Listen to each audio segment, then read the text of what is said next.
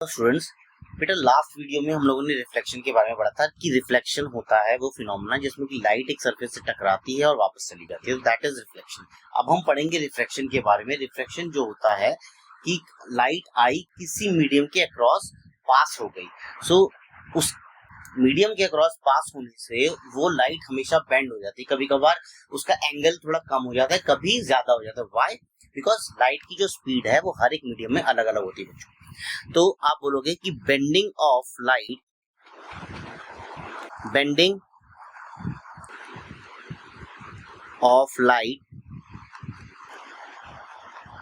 is known across a medium is known as refraction। अब ये refraction होता क्यों है? Refraction occurs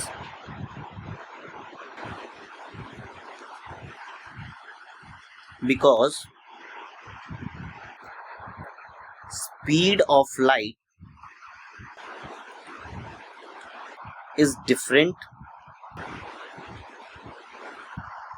in different medium। सब मीडियम में जो स्पीड ऑफ लाइट है वो अलग अलग होती है, इसलिए रिफ्रैक्शन का जो प्रोसेस है वो होता है। एग्जाम्पल क्या क्या है रिफ्रैक्शन के? देखो, light passing through a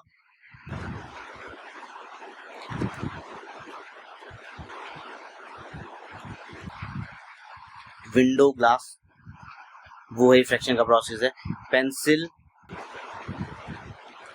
immersed in a glass of water, वो रिफ्रैक्शन की वजह से थोड़ी बेंड दिखेगी, मुड़ी हुई दिखेगी in a glass of water. Twinkling of star भी रिफ्रैक्शन है, एटमॉस्फेरिक रिफ्रैक्शन है। ट्विंकलिंग ऑफ स्टार्स और actual depth of the swimming pool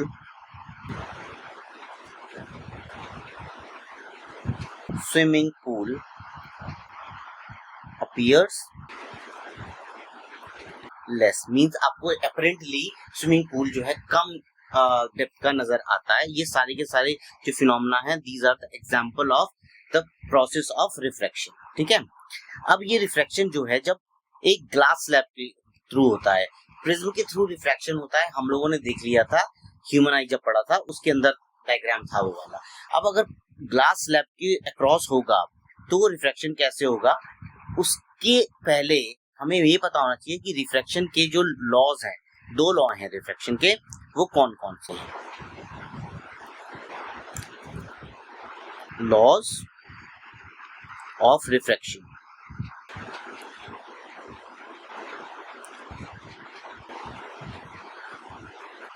हमें लॉज ऑफ रिफ्रैक्शन पढ़ने हैं। पहला लॉ कहता है कि इंसिडेंट रे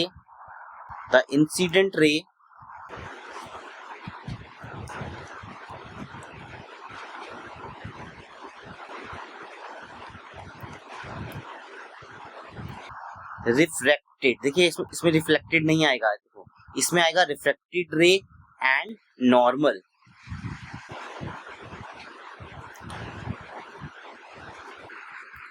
ऑल थ्री, वही है जो रिफ्लेक्शन में था, lie in the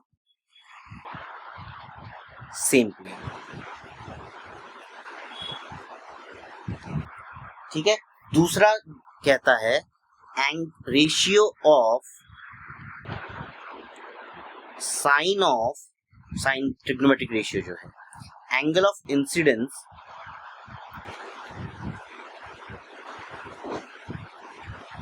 end sine of angle of refraction is constant, और हम वो कांस्टेंट जो है लेते हैं रिफ्रैक्टिव इंडेक्स। रिफ्रैक्टिव इंडेक्स होता है कि जिससे कि ये पता लगता है कि जो लाइट है कितनी बेंड होगी। ठीक है, तो sine of i upon sine of r, ये हमारा कांस्टेंट है, और ये जो लॉ है इसको हम लोग बोलते हैं स्नेल्स लॉ। और ये जो कांस्टेंट है इसको हम लोग ले लेते हैं किसके इक्वल? रिफ्रैक्टिव इंडेक्स के इक्वल। रिफ्रैक्टिव इंडेक्स उस एलिमेंट का होगा जिसके अक्रॉस रिफ्रैक्शन एग्जिबिट होगा, शो करेगा, ठीक है। और रिफ्रैक्टिव इंडेक्स को हम लोग ईटा से डिनोट करते हैं। ये हम लोग अभी आगे बढ़ेंगे। अब हम पढ़ लेते हैं एक इम्पॉर्टेंट लॉ जो है रिफ्रैक्शन में, वो ये है, when a ray of light moves from rarer medium यानी कि जिसके अक्रॉस लाइट इजीली मूव कर सकती है, जो स्पीड होगी वो ज्यादा रहेगी। रेयरर टू डेंसर जाएगी अगर लाइट, तो इट विल बेंड तो करेगी क्योंकि रिफ्रैक्शन हो रहा है, बेंड्स टूवर्ड्स द नॉर्मल की तरफ झुक जाएगी, ठीक है। और अगर जाएगी डेंसर से रेयरर तो क्या करेगी, bend away from the normal यानी कि उसका जो एंगल बनेगा वो बढ़ जाएगा। बेंड टुवर्ड्स द नॉर्मल करेगी तो एंगल कम हो जाएगा, और आर अगर वो अवे फ्रॉम द नॉर्मल जा रहा है तो आर बढ़ सकता है। इसमें आई इक्वल टू आर हर केस में नहीं होता, हो सकता है, बट अगर रेयरर से डेंसर में जाएगी तो एंगल चेंज होगा, या डेंसर से रेयरर में जाएगी तो एंगल बढ़ जाएगा। अभी हम लोग refraction through a glass slab देखते हैं। जब हम बात कर रहे हैं refraction through a glass slab, तो सबसे पहले मैं ग्लास स्लैब बना लेता हूं।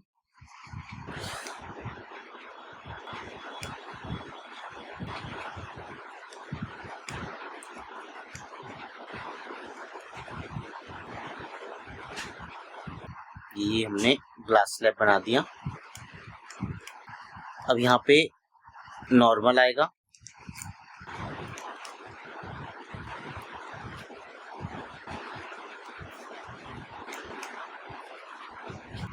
ये हमारे पास नॉर्मल है। इसका हम डायग्राम बनाते हैं। ये हमारे पास देखिए angle of light incident ray, इसको मैं बोलूंगा इंसिडेंट रे, ठीक है। अब ये अगर जा रही है बाहर, एयर है और हमने जो ग्लास स्लैब लिया है ये ग्लास जा रहा है, air being a gaseous medium और ग्लास जो है वो सॉलिड है, तो डेंसर जो होगा वो ग्लास होगा, तो लॉ के हिसाब से ये सीधी ना जाके बेंड कर जाएगी, it will bend towards the normal. Now this, ये जो चीज है ये हमारा आर है, और इसकी अगर मैं बात कर रहा हूँ, ये नॉर्मल के साथ जो एंगल बना रहा है ये हमारा आई, ठीक है। तो आर की वैल्यू कम हो गई। अब यहां से अगर मैं बात करूं तो ये यहाँ पे मैं फिर से नॉर्मल बनाऊंगा,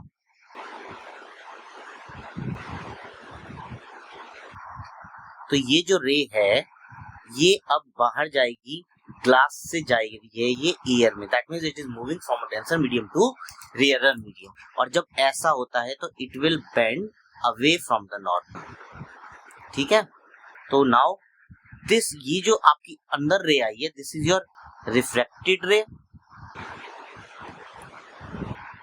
और this is your emergent ray. No need to rememberise कि आपको ये जो डायग्राम है रटना है, ये बस लॉज का ध्यान रखो कि कब कहाँ बेंड करेगी, अवे फ्रॉम द नॉर्मल करेगी या टुवर्ड्स द नॉर्मल करेगी, इजीली बनाओगे। Now this is a angle of emergence, ठीक है।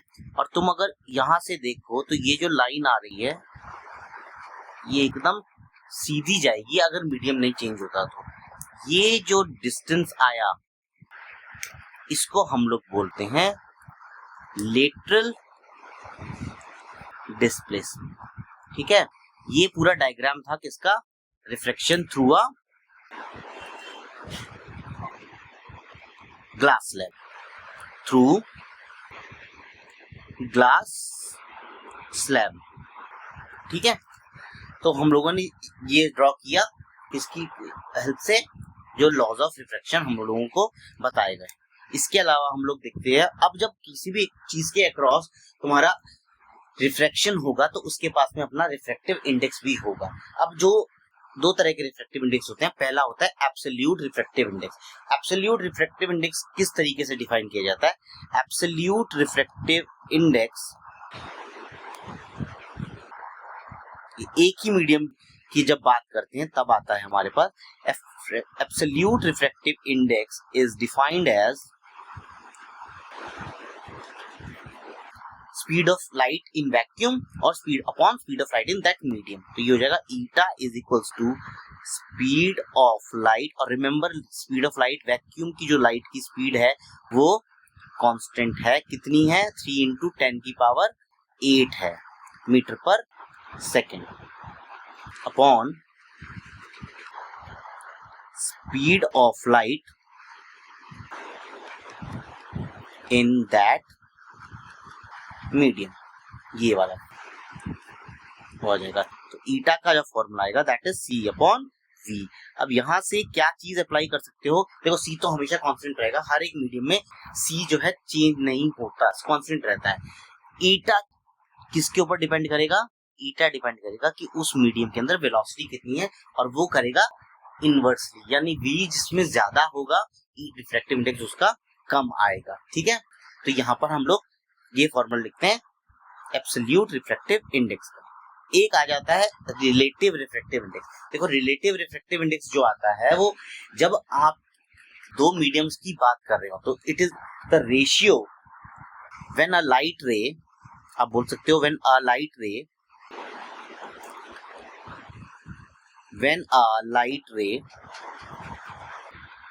passes refracted from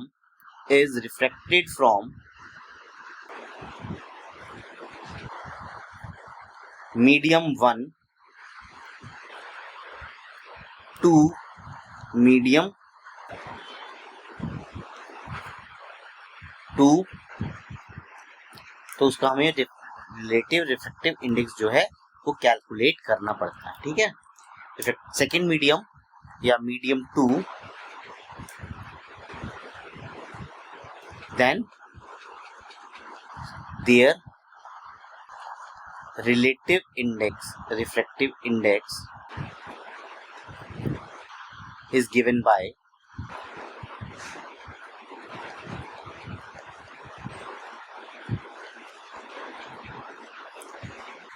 अगर मैं बात करूंगा ईटा 21 की, तो ये हमारे पास क्या है, ये है रिफ्रैक्टिव इंडेक्स ऑफ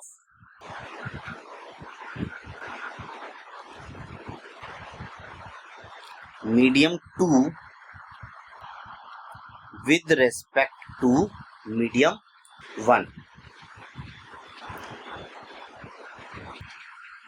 जो बाद में लिखा होगा उसी के विद रेस्पेक्ट में होता है, और जिसके विद रेस्पेक्ट में होगा वो हमेशा डिनोमिनेटर में आता है। आप लिख रहे हो eta 21 that is equal to eta 2 upon eta 1, eta 1 upon eta 2 नहीं लिखूंगा। ठीक है, तो ईटा 2 अपॉन ईटा 1 हो गया, ये this is equal to c upon V2, और सी इसको लिखूंगा सी अपॉन V1। ये हम ईटा 21 की बात कर रहे हैं, ईटा 1 2 करते तो उल्टा हो जाता, तो यहाँ से C कैंसिल, ये V1 जो है ऊपर चला जाएगा, now it will become V1 upon V2, यानी कि किसके इक्वल हो गया, ये ईटा 2 अपॉन ईटा 1 जो है वो हमारा V1 अपॉन V2 के इक्वल आ गया। ये भी बता रहा है कि जो रिफ्रैक्टिव इंडेक्स है that is inversely proportional to the velocities. और एक फॉर्मूला और है, तुमको रिफ्रैक्टिव इंडेक्स दिया जाए, ये है ईटा 1 2, इसका मतलब है refractive index of 2 with respect to refractive index of 1 with respect to 2, और या इसका मतलब है refractive index of 2 with respect to 1। इन दोनों का मल्टीप्लिकेशन हमेशा 1 के इक्वल आता है। कहने का मतलब ये है कि अगर तुम्हारे पास रिफ्रैक्टिव इंडेक्स 1 का दिया हुआ है, 1 विद रेस्पेक्ट टू 2 दिया हुआ है, और उस तुमसे 2 विद रेस्पेक्ट टू 1 बोल रहा है, देखो 2 की जगह एयर वाटर भी हो सकता है, तो तुमसे पूछ रहा है वाटर का विद रिस्पेक्ट टू एयर बताओ, तो तुमको उसे इन्वर्स करना है। ठीक है,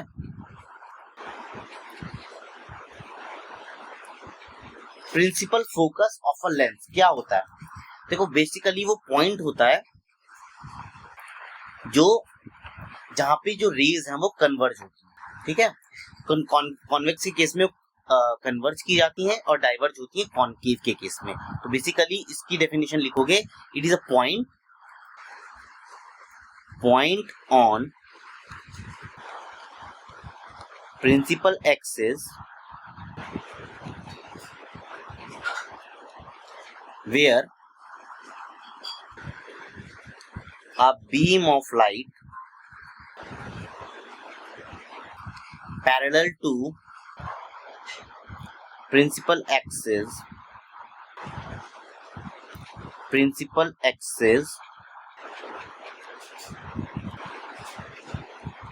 कन्वर्जेस और डाइवर्जेस। कन्वर्ज करेगी कॉन्केव के केस में और डाइवर्ज करेगी उस कॉन्वेक्स के केस में, और डाइवर्ज करेगी तुम्हारी कॉन्केव के केस में। डाइवर्ज यानी स्प्रेड कर देना, ठीक है। तो ये तुम्हारा प्रिंसिपल फोकस होता है। जैसे अगर मैं बात करूं, ये है हमारा कॉन्केव लेंस, ठीक है। तो मैंने यहां से ड्रॉ कर दिया, तो ये जो है ये क्या करता है, रे को कन्वर्ज कर देता है एक जगह पे। This point is known as focus.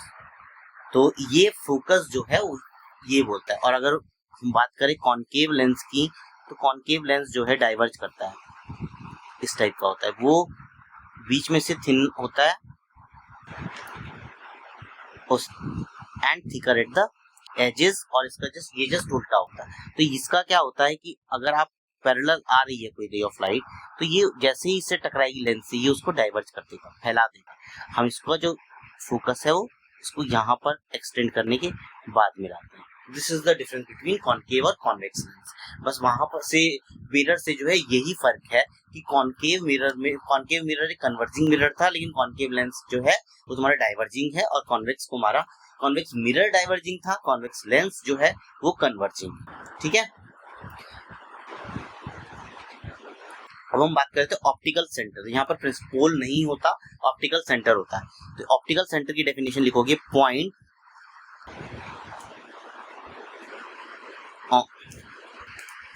On the principal axis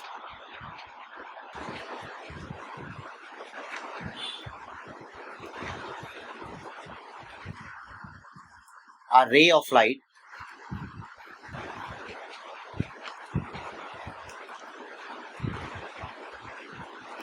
passing through which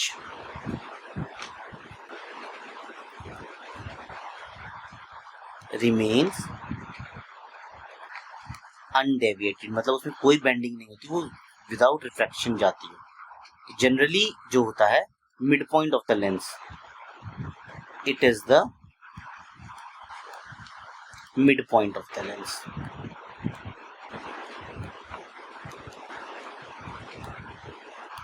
lens को बोलते हैं, ये है।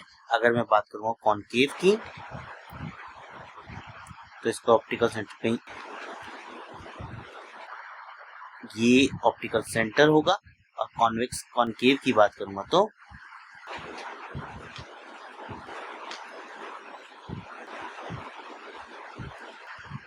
यहाँ पे कहीं ऑप्टिकल सेंटर इसका होगा। तो बोथ द केसेस जनरली जो है ये मिड पॉइंट की बात कर रहे हैं हम लोग, लेंस के मिड पॉइंट की, ठीक है। नेक्स्ट है पावर ऑफ अ लेंस। कोई लेंस होगा तो उसकी पावर भी होगी, उसका मैग्निफिकेशन भी होगा। देखो मैग्निफिकेशन तो बेसिकली तुम्हें पता है कि हमने मिरर में पढ़ा था, magnification is a ratio. Magnification वही डेफिनेशन है ऑफ अ लेंस, बस एक हल्का सा फर्क है, is a ratio of image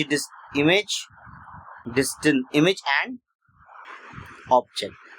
अब वो जो इमेज और ऑब्जेक्ट है उनके डिस्टेंस का रेशियो भी हो सकता है, उनकी हाइट का रेशियो भी हो सकता है। तो m जो है that is equal to v upon u। जो मिरर में माइनस लगता था वो यहाँ नहीं है, v और u के साथ में जो साइन होंगे वो लगाए जाएंगे। u हमेशा नेगेटिव लिया जाता है और hi जो है अपॉन h नॉट लिया जाएगा। साथ ही अगर तुम्हारा मैग्निफिकेशन लेंस का नेगेटिव आ रहा है या पॉजिटिव आ रहा है तो क्या क्या फर्क आएगा। नेगेटिव है तो इमेज जो बनी है that is real and inverted, और अगर पॉजिटिव बनी है तो बनेगी वर्चुअल एंड इरेक्ट। और लेंस के केस में जब हम बात करते हैं तो यहाँ पे जो भी लेंस है इस तरफ इमेज जो बनेंगी दोज आर वर्चुअल, और इस तरफ की जो इमेज होंगी वो रियल होंगी। जस्ट अपोजिट है ये मिरर के केस से। मिरर में लेफ्ट हैंड साइड की इमेजेस रियल थी और राइट हैंड साइड की वर्चुअल थी। तो मैग्निफिकेशन का ये फॉर्मूला होता है। इसके अलावा हम लोग बात करते हैं पावर ऑफ अ लेंस की। पावर ऑफ अ लेंस जो होती है कि कोई लेंस लाइट रे को कितनी डिग्री, कितना अच्छी तरीके से कन्वर्ज या डाइवर्ज कर रहा है। Basically it is the major